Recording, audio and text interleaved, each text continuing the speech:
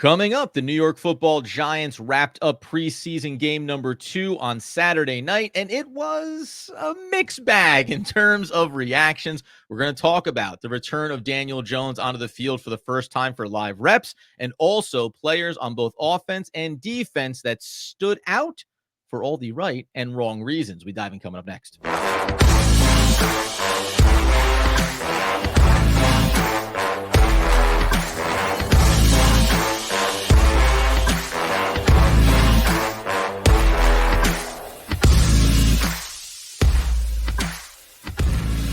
Yes, my friends, it's OGP, the One Giant Podcast, where you know that we are your hosts. Over here, Adam Armbrecht, over there, Andrew Makowitz. We're healthy, we're wealthy, we're wise. We're breaking down that Texans game from a high level, thinking about where this roster is going to go when it comes to that 53, which we'll talk about later this week, Andy. But you know that we have to start with the return of Daniel Jones coming off injury, finally gets live reps underneath him, and baby, did he do everything possible to give most of the fan base all the ammunition they need to go ahead and say this guy is a disaster. You know, we talked about the preview show, Adam, of what we needed to see from Daniel Jones, right? Like that's the first thing I'm like, and I said he has to be decisive. Well, he was decisive on his first throw of the game, and it was directly into the chest plate of a defender, forcing it to Malik Nabers.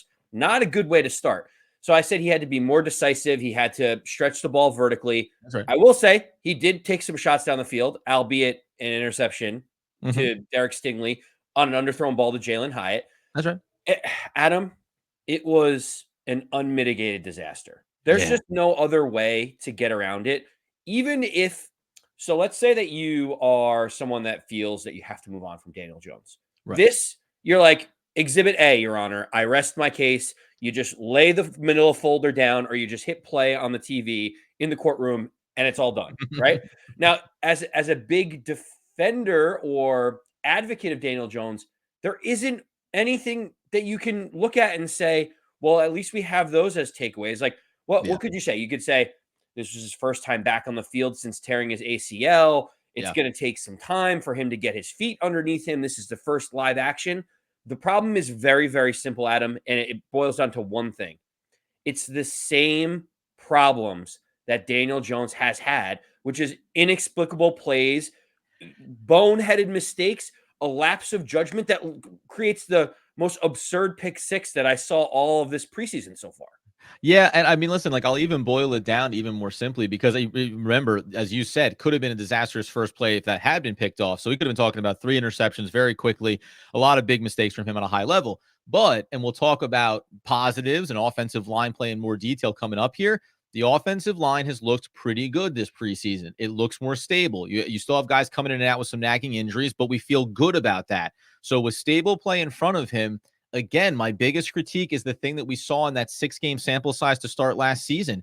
He does not seem like he has gotten to the place of working through progressions and looking off of defense. It's why so many of these plays feel telegraphed. And listen, it's a small sample size. It's one half of football coming back from injury. So you want to take a step back and just say, you know, oh, he gets better as the game goes on. It's against second stringers. It's against third stringers. But, oh, some good throws in there. But the reality just of he still seems to be in the mode of 3-step drop, throw the ball where, you know, the target that I want to go to by the end of this play is the first target I look at and the last target I look at. And that is, for a 6-year quarterback, even coming off of injury, the exact opposite of what you want to see when he steps back onto the field for the first time. That was even beyond the interceptions, which are like almost comically expected at this point for him. That was the part that I saw those moments and thought, this can't be, because it diminishes even good throws that he has when it's first read recognition, because you're talking about doing it against, again, lesser competition on the other side for the Texans in the second quarter of this game.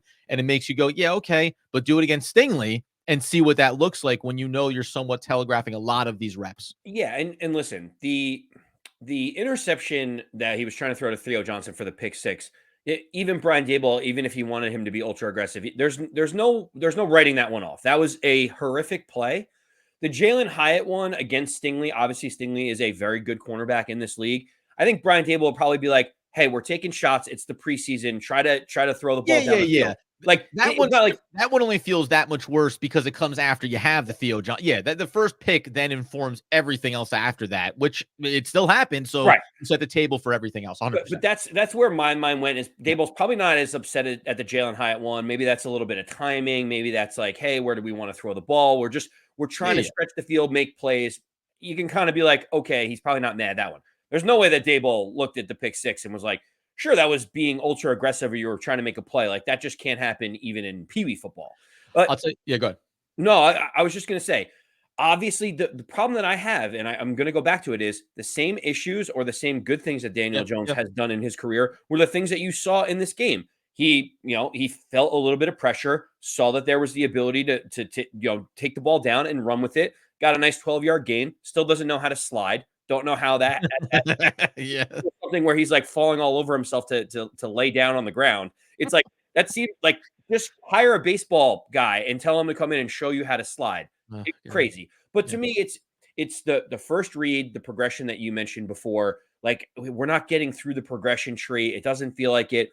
It feels very scripted, and obviously it's the preseason. But Adam, if this is an indication of what we are going to expect week one, obviously you have to be ringing some alarm bells at this moment. And you're kind of thinking like, okay, are they going to play Daniel Jones in the last preseason game to like get that bad taste out of his mouth, or are they going to go in with this as his like only live reps before week one? Yeah, and we're gonna talk about obviously Jones and everything going forward here over the next preseason game, last preseason game. But I think if they said, well, some good reps, on the back end of the Texans game when the backups came in for Houston, I don't know if they just take that and go, okay, like that was the positive, nice pass, down the sideline to Darius Slayton. Like, let's get away from this. And you're guarding against injuries for anybody, let alone Daniel Jones. It'd be hard. I would go ahead and continue to get those reps, but I'll leave you with this, something that we can get into deeper on another episode. I believe that the leash is going to be pretty darn short when it comes to Daniel Jones this year. And not that he will be pulled as a starter and not be brought back as the starter the very next week.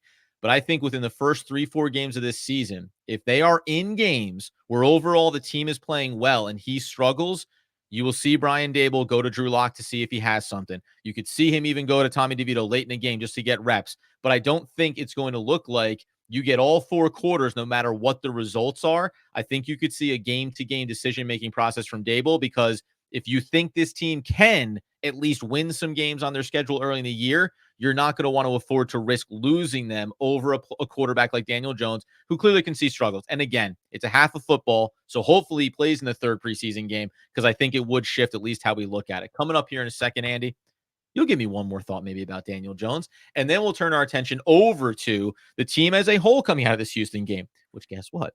By and large, was not a great sample size for a lot of players. Houston's a really good team. There's some high-level takeaways, I think, for this roster as we work our way towards that last preseason game, cuts, and then potentially shifting this roster a little bit with some additions. We'll continue that conversation coming up here in just one moment.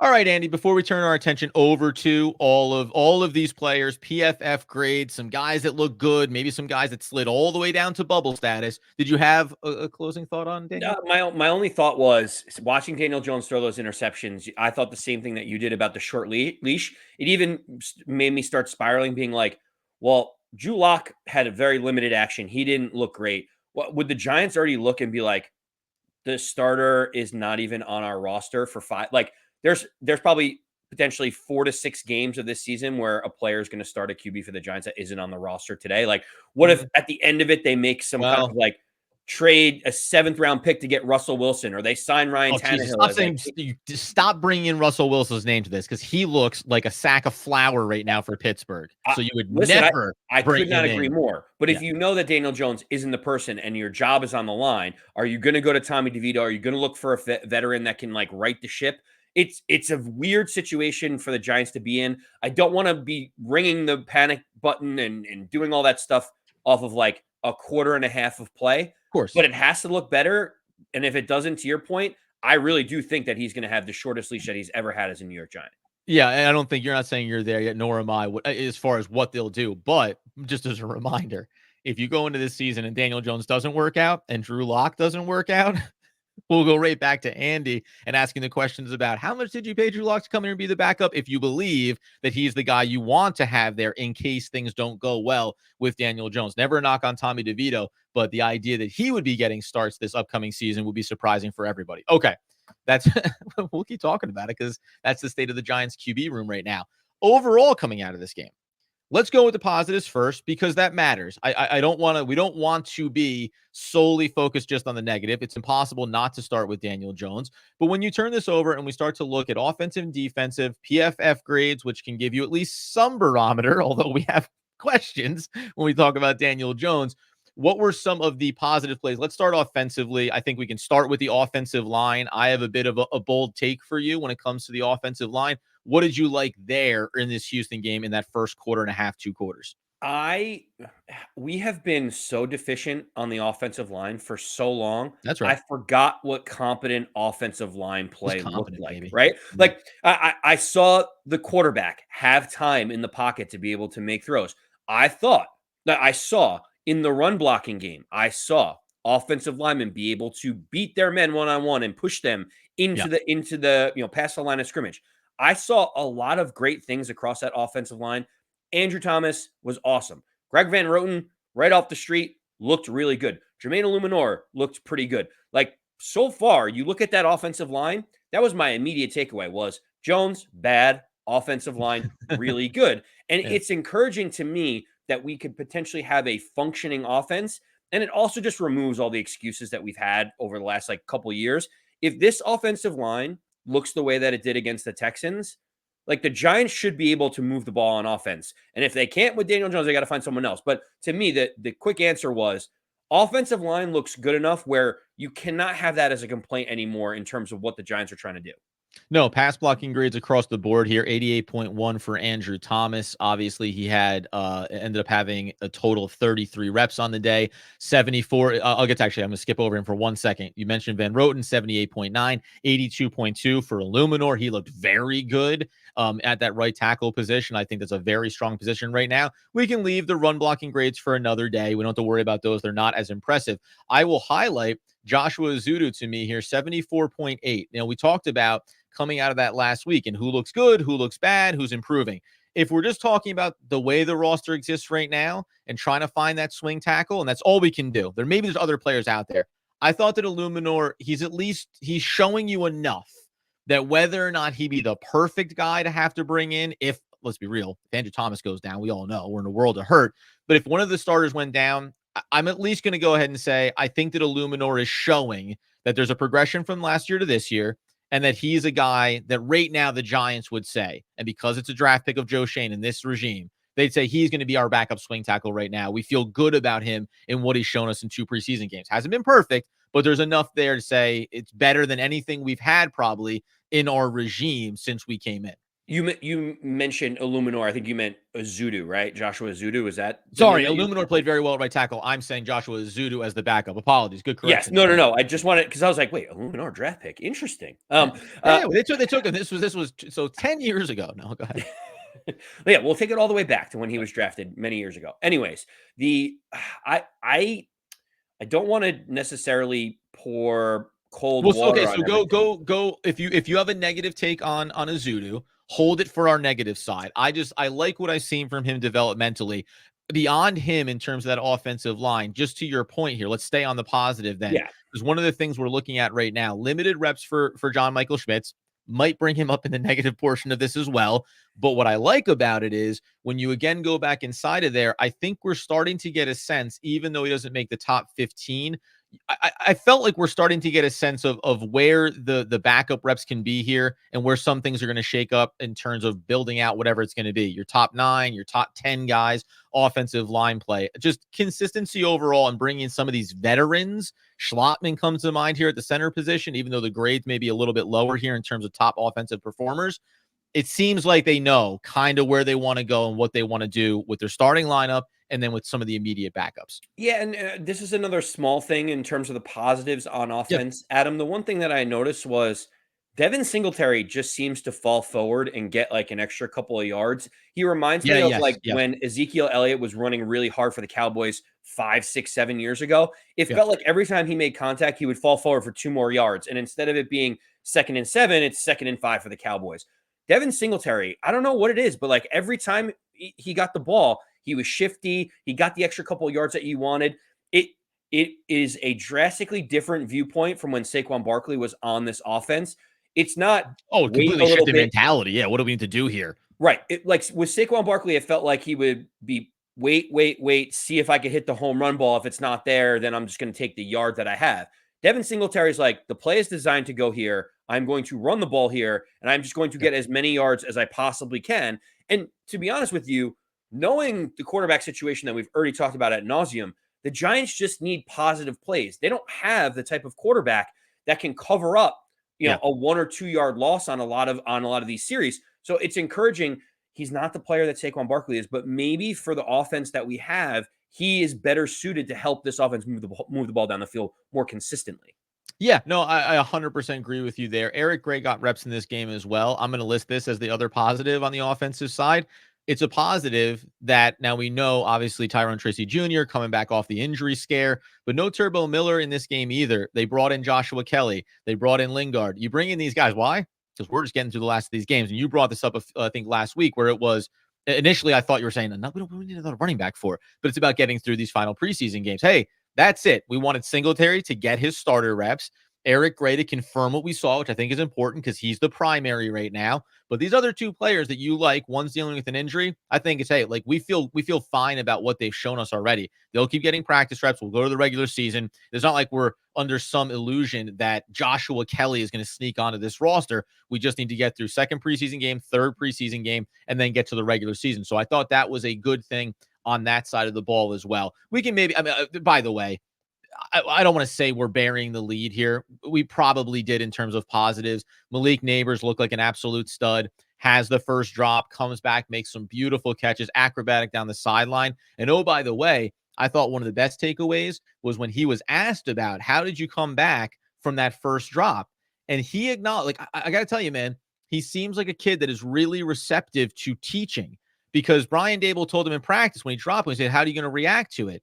And he said, I hate it. He goes, well, I'm going to need you to move on from it because there's a whole other game you're going to have to play after that. And he literally says, like, I took it and I applied it. And then I went and I made a few more nice catches and felt good about my day. He was the top rated offensive player, obviously, in this one, which is a good sign for him. Malik Nabers looked great. Obviously, you had the first drop and you were like, oh, we don't want to see this. But the thing about it is that's not what Malik Nabers is known for. That's not the question mark that everyone has. They're not saying, oh, his hands aren't good. He can't catch anything. It's like, no, in fact, in all practices, joint practices, everything, he has caught every ball that's been thrown to him. So I look at that aberration, move on. That's why the Jones pick six on a mental mistake is the biggest problem that we have.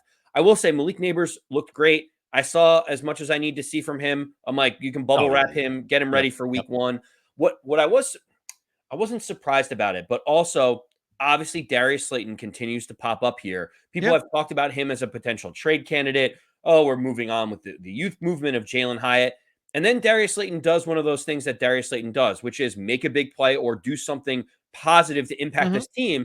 And it's why the Giants are in such a weird situation where you want Jalen Hyatt to be the guy, yet Darius Slayton at this moment still feels like he can positively impact the game more than Jalen Hyatt can in terms of where Jalen Hyatt is at this moment in time. Of course. And that's why I think it's a happy problem to have this top four group for you. Okay. Jalen Hyatt and Darius Slayton can, jockey for those positions. And listen, some people would say, oh, well, 2 seasons ago, 3 seasons ago, you look at Darius Slayton and say, drops the ball too much, not consistent. But last year was a turn of the page, I think, for him. So now you are looking at him as a veteran, a safety net, and a guy that you can use in a few different ways. The big difference here is maybe not as versatile as a Malik Nabers, as a Wan'Dale Robinson. Where can you move him? Where can you line him up? But when he gets on the field, and if you're going to have Daniel Jones, your starting QB, as we know the Giants are, that's the guy he has a lot of familiarity with. After all these mistakes that get made early, he looks to the guy that he's had consistency in terms of reps with over the years and makes a nice play. I'll have one more touch on when we get to the back end of this episode. Just talk about some guys near the back end of this roster. We talk about those bubble positions. But let's go over to the defensive side, Andy, if we could. because defensively now for the New York Football Giants coming out of this game, if we want to talk positives, let's do it again. Brian Burns looked every bit of the player that the New York Football Giants went out and traded for and then gave the massive contract to. He, by the way, looks incredibly lean, on the field, but also very powerful. It's, Kayvon Thibodeux across from him. It's the same type of body. But when you see Burns working through the line, getting into the backfield, that looks absolutely dynamic. The other guys that pop up high on the PFF grade list is going to be Dexter Lawrence, going to be Bobby Okereke, going to be Kayvon Thibodeux. So it's very easy, Andy, just to look at some of the best graded guys and go, yep, those are all the studs. Those are all the starters. Those are the guys you want in the number one reps to look really good, and they did. Yeah, exactly. Kayvon Thibodeux, Brian Burns showed exactly what I think Joe Schoen was envisioning when he acquired Brian Burns. It's like, we have these two guys that can beat people one-on-one. You can't double team both of them. Good luck picking your poison if you really want to throw the ball down the field. Very, very encouraging to see that. I know that PFF grades aren't the be all end all, but I really did like what I saw from Benton Whitley. This is the second week in a row, Adam, that he has been all over the field running like his hair is on fire. And he's a guy that in the outside linebacker edge rusher room, there is the ability for someone to claim that third or that fourth edge rusher coming in to replace Brian Burns and Kayvon Thibodeux. I thought 2 weeks in a row, Benton Whitley has looked good. Now, is this what we can expect from him? Is this going to be the consistency? Not sure yet, but the 2 times that he's been out there on the field, he's been making plays, getting into the backfield, doing everything they can. I was very pleased to see what I saw, and seeing that the PFF numbers backed up what my eyes were seeing was even more encouraging about it. That's usually what it comes down to. I always say, hey, you look at these grades and you think, well, did I think it visually looked good? Then, okay, does it carry over by at least some metrics here? Another guy you have to point to here, certainly in terms of positives, Tyler Nubin. He gets out there on the field for the defensive side of the ball, has 19 reps. 9 of them are in run, and then he has run defense, 1 on pass rush, and then 9 on coverage. Grades out well, 65 overall, 63 in run defense, strong tackler, decent job in the pass rush. It's only 1 rep, but he actually ended up in the backfield. He was brought on a blitz off the edge, and I thought did a really nice job being a big and formidable player coming down from the safety position. And then the coverage grade is 63. Listen, I'll tell you right now, we're going to talk about rosters, 53-man, coming up on our Wednesday episode, Andy, obviously. But I'll say it right now. I think that he probably is not far off from me from being the week 1 starter alongside Pinnock. I just think the dynamic is different here. He's a bigger player. I know the instincts. You're going to have some bad plays in there. He's your 2nd round pick. He's an incredibly talented player, and he's a ball hawk in a secondary that needs some dynamic playmaking on the back end of it. I just think he showed me some things here in this one. Maybe not unlike for you. It's like, you've shown me enough. Can you want to get some reps in the 3rd preseason game? Good for you. But you don't have to. If practice goes the right way, I can see him being there with Pinnock in the back end of this defense. Yeah, you can't keep him off the field for that long. You draft him high for a reason. He's going to be on the field playing. Now, it feels kind of funny where it's like, quote unquote, who's the starter? It's like, I think you and I both agree that Tyler Nubin is going to get a significant amount of reps at the safety position, whether he's there for the first snap of the game or the last. It doesn't really matter. He's going to get on the field and make an impact. You can't draft someone that high and not get them on the field to play. The only other name I was going to mention who had just an okay day, but obviously had the play that everyone was talking about was Elijah Chapman, right? Yeah. He was able to get in the backfield, forced a penalty on 1 play. And then just talk about the all-time hustle play. They mentioned it on the telecast. It was like, clearly Elijah Chapman chasing down a skill position player 45 yards down the field to make a tackle was the most eye-popping play that I saw in the game. Like, I didn't know that he had that burst or that speed, and they mentioned it on the television broadcast as well. It's like, he's pretty much solidifying himself as a guy that's going to make this roster with not only his ability to get into the backfield, but those types of hustle plays. Those are the types of guys you want on your team. And it's interesting, Andy, because I agree with you. So that by and large is our positives. That's not everybody. We'll continue talking about the week and setting up the final preseason game. We now, though, are going to turn our attention over to the not so impressive coming out of this game. And this is where, though, just with Elijah Chapman, as you mentioned, it's one of the things where you go, well, maybe the PFF grade isn't telling you everything, because Elijah Chapman doesn't grade out great. 52.1 overall. He was a 67.9 tackle. And guess what? That hustle play is going to get you a long way down the field, but basically low mid 50s in run and pass defense. But it just seems like the eye test is telling you whether or not he's the perfect player, which he isn't, but there's enough there that you want to go ahead and maybe keep him on there, keep him in that depth position when it comes to the defensive side of the football. If we're talking about disappointments, I'm not going to throw anything up if you're watching over on YouTube as far as the graphics go. Let's kick it back over to the offensive side of the football. There's nothing to worry about in terms of some of the running backs that were in the game here. They're not going to be a part of this roster. I know that Schlottman graded out poorly in his center reps, but I thought that he did a good job in the ones that mattered pass blocking. Who stands out to you in terms of disappointing performance here offensively that matters when we talk about carrying this team over in terms of the 53 man? Yeah, admittedly, I just wanted to see more from Theo Johnson. Like, if There's good everything that's reps, yeah. being told about him being the number one tight end is real, like they tried to get him involved early, and he had like a 4 yard little catch. Obviously, Daniel Jones was a pick six. He was trying to target Theo Johnson. Whatever. Not Theo Johnson's fault, but like, if he's going to be the weapon that everyone is telling me that he is, I need to see more from him. So, like, I know he's a rookie. I know he was a mid-round draft pick, late round draft pick rookie. But if he's going to be the number one tight end, my expectations move up for him in terms of what he has to show.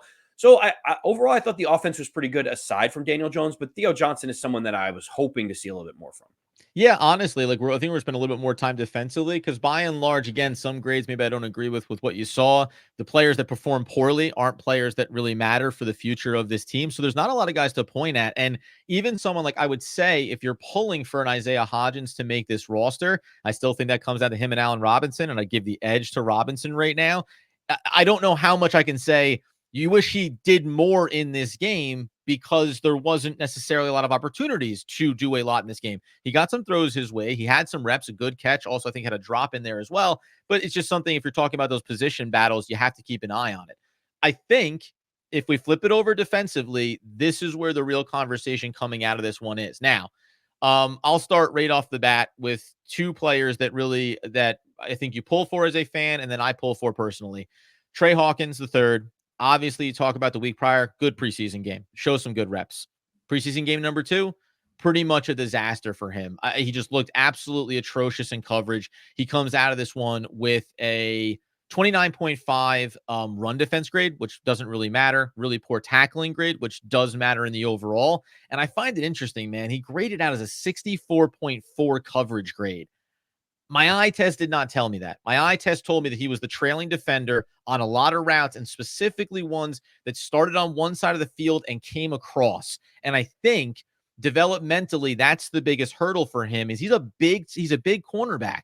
If you can't have that hip quickness and be able to twitch and rotate and follow those routes going across the field, that's going to be your downfall. So just it's a disappointing performance for him. If you think he's got a little bit of this energy around getting onto this roster and being a guy in the mix in that secondary.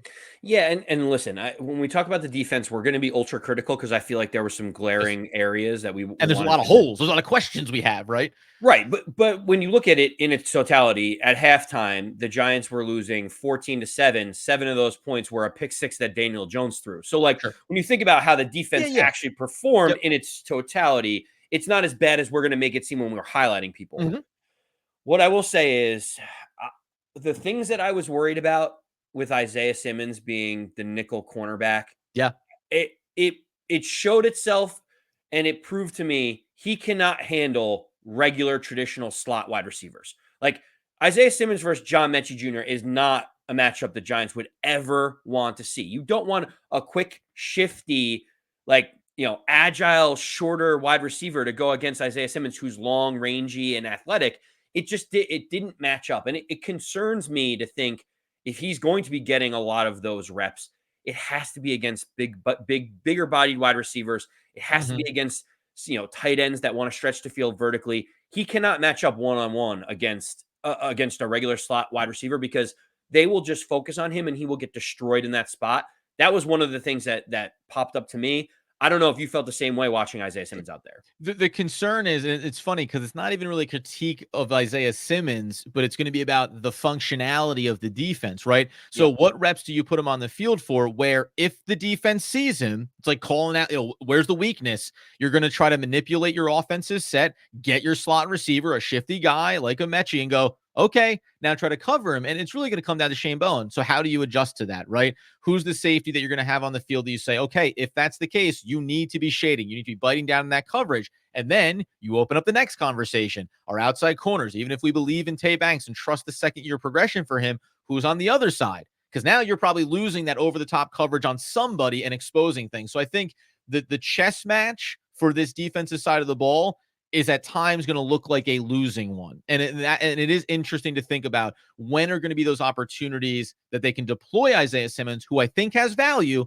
but is also really at risk to get exposed here on certain reps, which is unfortunate. But I think you're just trying to figure out where do we use him best? And maybe that's why, by the way, I'll give the caveat here.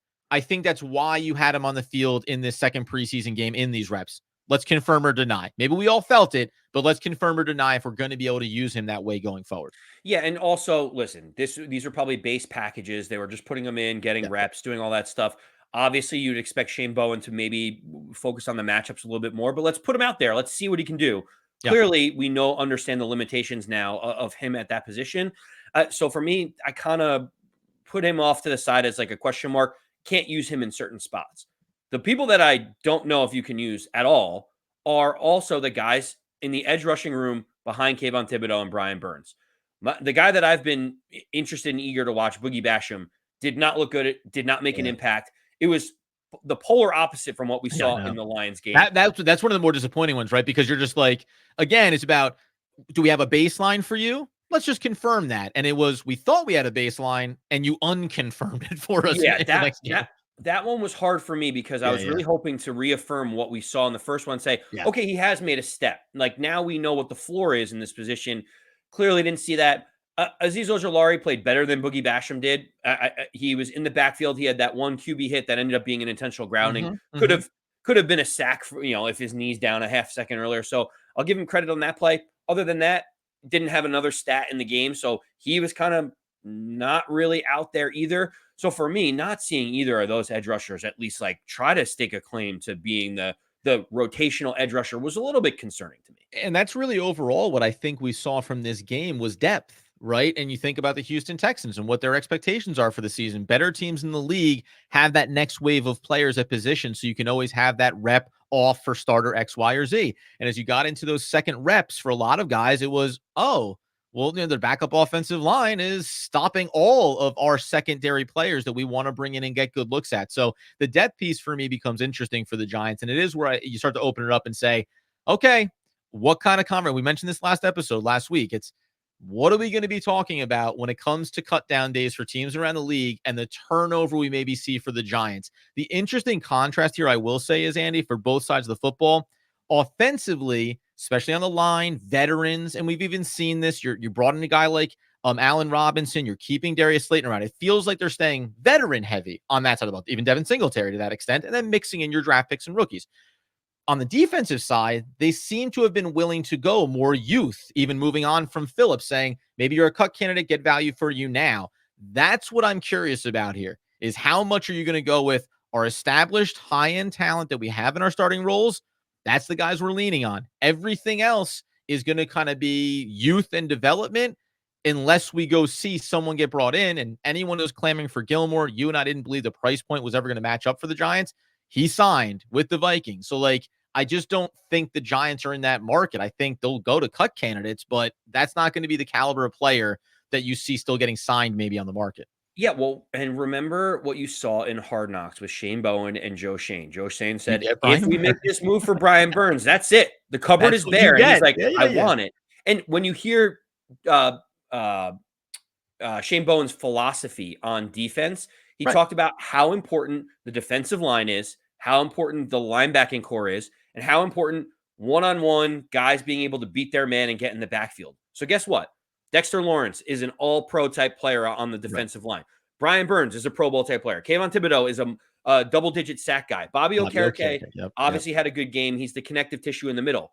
that like front seven-ish is like what they gave Shane Bowen. They're like, you got to hang your hat on this, and we're going to have to figure out with youth and everything else how the secondary looks, because that's all we can afford, and that's all we have on the table. You want the explosive playmaker? We got you in Burns. You got to figure the rest out. So far, I don't know if anyone's gotten that figured out. A lot of question marks still in the secondary for the Giants. 100%. One last unfortunate negative for me, Darian Beavers, again, in terms of the contract. I didn't mention him before. I just have to, though. Coming back from injury, you want to believe in the kid. What absolute worst version coming off of what felt like a really positive game for him. He now, and we'll talk on Wednesday, the roster, all these guys that fall into this bubble category that are going to be interesting for the New York Football Giants. There's a lot of guys that you maybe root for and feel good about or want to feel good about that are further from a roster spot than closer right now, Andy. Yeah, and at the end of the day, there's also, another preseason game, but also, Adam, we also want to make sure that we're going to update people on injuries. There were a that'll be handful of tomorrow. injuries. Yeah. I was going to say Micah McFadden in there. Yeah. Micah McFadden feels like the most important one, considering he looked so good last year alongside Bobby Okereke. They said it's a hip injury, but he was like pointing at his groin. So like, I don't know what that means. Let me just be clear here as we wrap up the episode. I thought he just got like crushed in the plums. That's what I thought happened on the play. Now, then they mentioned hip, which seems a little bit more. I didn't know if, because, groin, you say, okay, you're being, gentlemanly about it. But then when they said hip, I thought, oh, okay. And I wondered if his legs got opened up going to the ground where it actually caused the problem. So it'd be something that we'll talk about more on tomorrow's episode as we'll get information coming out of the Giants. Yeah, and the only other ones I wanted to update everyone on was Gunnar Olszewski had a groin injury during the week. Obviously, he didn't play. Isaiah McKenzie looked pretty uninspiring at the kick returner position. Felt like he bobbled a couple, didn't really make any huge plays. So like that's still something to keep your eye on. Yeah. And lastly, Ryder Anderson, another guy that went down, I believe, with a groin injury early on in this game as well. I don't know what's going on with all the groin injuries. You got Gunnar Olszewski, Micah McFadden, like everyone's going down with groin injuries. Let's stretch it out a little bit, boys, before the game starts. That's it, man. Last thing I know this is an extended end of the day because I want to leave on a positive note, and we'll talk about him on Wednesday, but I want to put his name out now. Alex Johnson had a really good second preseason game. He played 41 reps. He's there in the backup group. He played 19 in run defense, 22 in coverage, a 76.4 overall, 72.9 against the run, 83.4 tackling, and 69.4 in coverage. You understand the context of when he was on the field. But we're talking about a secondary that continues to lack inspiration. I like a young player like that. We'll discuss where he falls on the board here, depending on who's coming or going, but at least take a positive around a young, undrafted player the Giants brought in here into camp and is performing pretty well for himself. So there's a lot of things, man. There's way too many players and only 53 roster spots. There'll be 16 practice squad spots. So when we talk about on Wednesday where this roster currently stands, Andy and I are going to give in this moment leading up to preseason game number 3, where does our 53-man roster stand? Where does the practice squad stand? And where do some surprising cut candidates probably land here for the New York Football Giants? My goodness, guys, it's been a journey. We got so much more to talk about, man. We're winding down and getting towards the season. So again, be here all week long. We'll give more injury updates and notes coming out of the coaching staff and players tomorrow. Talking about our 53 on Wednesday and then building towards the final preseason game against, by the way, joint practice session Wednesday, Jets and Giants, before they see each other for their final preseason matchup. You get us on YouTube. You get us over on the podcast feed. We finally have moved over to our new platform, which means you may see a slow cycle to get to everywhere. Make sure you look for us in unusual spots. If you typically find us on Spotify, go look on Apple or vice versa. Make sure you get those episodes. We'll be up and running full blast over the next week or so.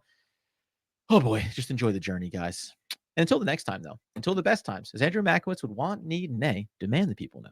As always, let's go Big Blue.